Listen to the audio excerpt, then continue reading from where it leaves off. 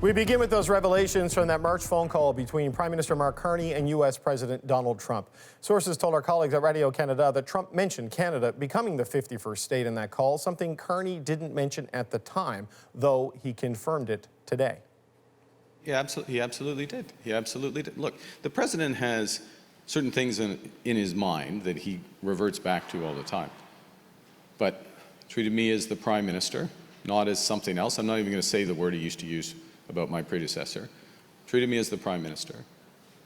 We had discussions as sovereign nations. We agreed as sovereign nations that these negotiations will begin after the election on Monday. With that election just 4 days away, the other party leaders pounced on this story and questioned why Carney wasn't upfront with Canadians. I'm worried, I think as a lot of Canadians are worried, that if Mark Carney's not being straight up with us, he's not going to be straight up with us in the negotiations. And workers are worried about what's going to be on the table. He wanted to make a statement. I am Mark Carney. I'm the best of them all. I'm a great negotiator. I have managed crisis in the past. I would change the world. Trust me. And it appears that it never happened. Well, that's a question for Mr. Carney to answer. I wasn't there. But what's clear is we will stand up for our sovereignty. We will never be an American state. And we will focus on what we can control, which is to reverse the disastrous liberal economic policies that Mark Carney advised Justin Trudeau to take. The CBC's Ashley Burke is following Carney's campaign this week. Ashley. David, Liberal leader Mark Carney faced questions today about if he was being truthful and transparent with Canadians about his call with Donald Trump last month. After the two leaders spoke on March 28th, I asked Carney about it. He said Trump respected Canada's sovereignty in his private and public comments.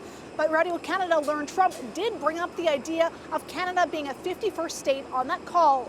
After being asked by journalists today about it, Carney confirmed that's true, but said Trump brings it up all the time and that during their call, the U.S. president absolutely did respect him as prime minister and respect Canada. He says they both agreed as sovereign nations they begin negotiations after the election about its economic and security relationship. Now, Carney has based his entire campaign around this pitch that he says he's the best one to take on Donald Trump and win the trade war. The Liberals' message again today is just how real that threat is, especially after Trump said just yesterday Canada as a state works great and suggested auto tariffs could go up. David? All right, thank you, Ashley. That's the CBC's Ashley Burke from the Vancouver airport. Well, as Ashley said, just days before the federal election, U.S. President Donald Trump is once again making comments about Canada becoming the 51st state. I have to be honest. As a state, it works great. As a nation, considering the fact that most of the nation, 95% of Canada, what they do is they buy from us. All right, that's where we're going to start with the power panel. Shachi Kurl is the president of the Angus Reid Institute. Cameron Ahmad was the head of communications to former Prime Minister Justin Trudeau. James Moore is a former Conservative cabinet minister. And here with me in person this week, Andrew Thompson is a former Saskatchewan NDP cabinet minister. It's good to see you all. Andrew, let's start with you on this. Mark Carney didn't mention the 51st state comments when he briefed people on his phone call with Donald Trump. He said at the end, they respected sovereignty. He's being accused of lying today. Is it a lie? Well, how do you square this today? I think there's as much ado about nothing, to be quite honest. I mean, if anything, it was in Carney's advantage back in that point of the campaign to spin up the threat.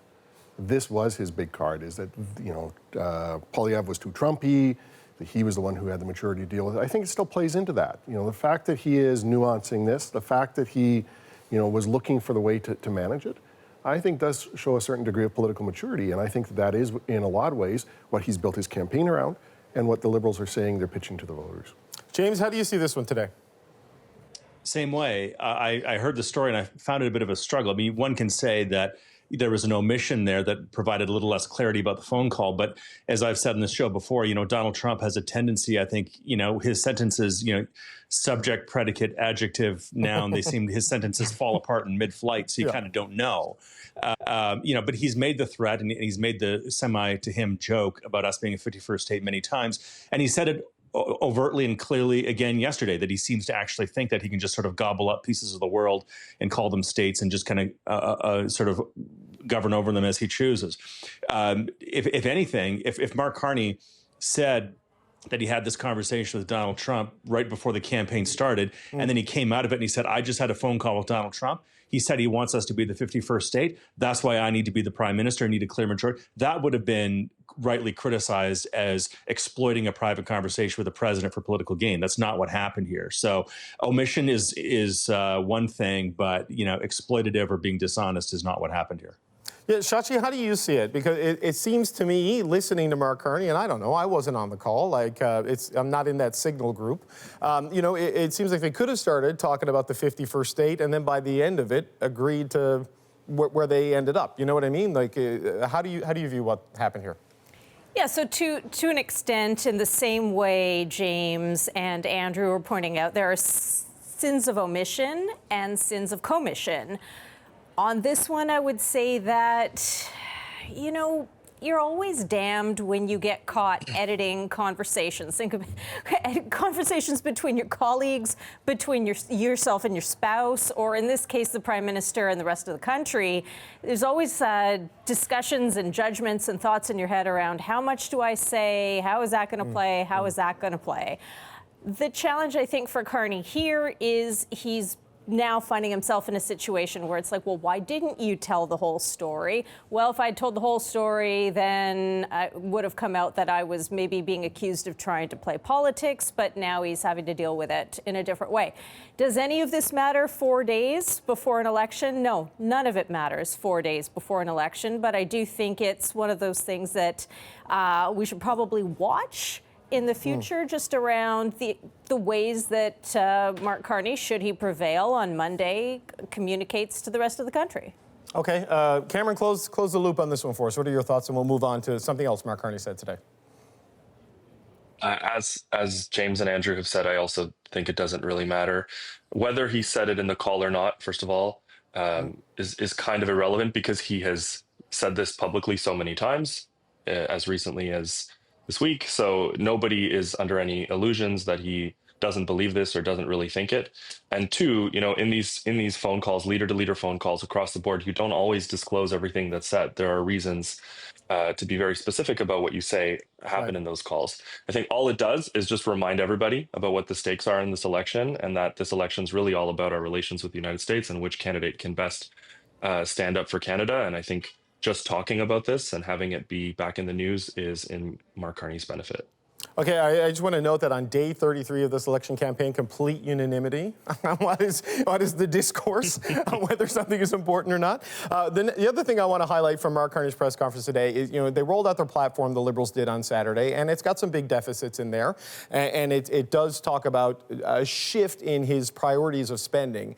It moves away from the fiscal anchors that the Liberals have, well, I'm not going to say adhered to, but talked about to this point in their life cycle as a government. Here's what he had to say about that.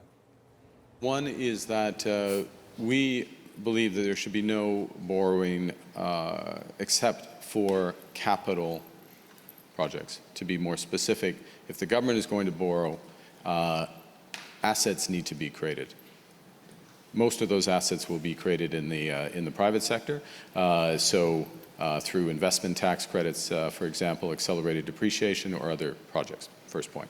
The second is that a stable and then declining debt to GDP ratio, which is what our platform does achieve. It achieves both. And I think the third I would add to that, which is critical, is absolute transparency. So transparency about the measures, transparency about the difference between capital and operating, transparency about the forecasts. And we would reinforce the Parliamentary Budget Office. Okay, James, I'd like to start with you on that, if I could. It's not the sort of debt to GDP over time, like that's in there, but it's more specific compared to the Trudeau era in that he says only deficits for capital and things that generate some sort of economic activity. How big of a shift is that in your view? And do you buy that explanation? Yeah, his explanation doesn't exactly make for a knife-sharp ad, but there's some substance there that I think is some difference. When Stephen Harper was in government, we had our P3 Canada Crown Corporation, which was designed to sort of try to get at what Mark Carney's talking about there, right? Which is to take public funds and weaponize it in partnership with private sector funds in order to realize infrastructure gains. The Liberals under Justin Trudeau created the Infrastructure Bank, which nominally tried to do the same thing, but has very, very little to show for it, and I think has largely been seen as a failure. If Mark Carney wants to take a third run at it, that's good, but we'll see how much success he has. I think Stephen Harper had some strong success and some real accomplishments, but that was kind of knocked sideways by the nature of the 2008 economic recession and the money that we pushed out the door for infrastructure spending there. So it kind of sort of rocked the boat. And then obviously we were defeated in 2015. So if he wants to take another run at it, that's one thing. It'd be more helpful if he put in the window specific projects that he would fund that are on the capital side that would make a lot more sense. He's talking there also about some tax measures that are a little bit confusing and wouldn't necessarily be seen by most people as a capital investment. So it's a bit of a mealy-mouthed bureaucratic answer there. I get what he's trying to get at, but I don't know that the voters will be entirely persuaded. Right. But Andrew, it seems to me in that the deficit has to be something that spurs economic activity or builds something or creates an asset or a home, not we're going to expand dental even further, pharmacare even further. It is not for programs, it's for bricks and mortar and economic spurring activity. Sure. I mean, there's always been this question about structural deficits, right? Right. Do you have a structural deficit that's really beyond what you can afford, or are you in fact, quote unquote, what government talk about, investing? And in this case, it appears that he's defining the category of what are actual investments as opposed to just ongoing spending. Maybe that's a simpler way to explain it. Yeah. Maybe that's a better way than saying, look, we're just going to anchor everything against a certain amount of GDP. At the end of the day, you're still borrowing money, and I think that that's what people are going to start looking at is what is the cost of that borrowing, how much is that eating up out of your current budget, and could that be spent on other things? Plus, to James's point, they are going to have to justify what are you actually spending that on? What are we getting transactionally? What are we buying for this? So, I think it's a clever argument. Maybe it's a good approach to actually explaining the financial mechanisms he's going to use going forward. But the question will come down to, again, what the details are around this. Right. Does it suggest a shift in priorities, or how do you view that? Yeah, my sense is it will be a shift in priorities, that he is obviously looking at those kind of longer-term investments. He's going to think about, as he said all the way along, building, which is going to be important. So the test will be, what is he building? Do we ever see that high-speed rail line? Do we see more energy infrastructure being built? Yeah. Shachi, I know you polled extensively in this election. I'm sure capital deficits versus operational deficits are not something that you've done any polling on. But I just wonder, how do you think this sort of an explanation of priorities is received by the public, if it's clear or just too technocratic to make a difference? Yeah, David, the one thing that's really important to remember here is actually twofold. First of all, government spending and deficit spending, while it is an important issue to a significant amount of voters, it is not in the top three.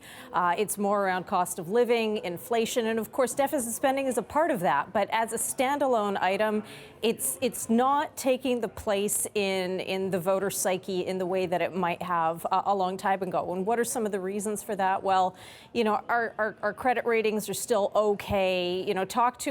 And I don't wish this, but should Canada find itself in a recession in 6 months, I think some of those questions that we're dealing with right now in this discussion are going to take on different nuances, different lenses, different meanings. But just in terms of the big blank check that Carney voters are going to be writing on this, they're taking a leap of faith here, as they do with any incoming government, saying, okay, we're trusting you to spend this money wisely, we're trusting you to spend it effectively. And I think the fact that where we see the polling, which continues to have the Liberals ahead, not by as much as at the beginning of the campaign, but still ahead, suggests that people in this country who intend to vote Liberal either view Mark Carney as a more disciplined fiscal manager than they viewed Justin Trudeau, or they're actually projecting, if they are left NDP or Bloc voters who are looking for a larger safety net for society, they're sort of projecting their hopes and dreams onto Carney rather than actually perhaps listening to what he's saying. But again, going back to the first answer, it's 4 days before the election. How many persuadable voters are still out there?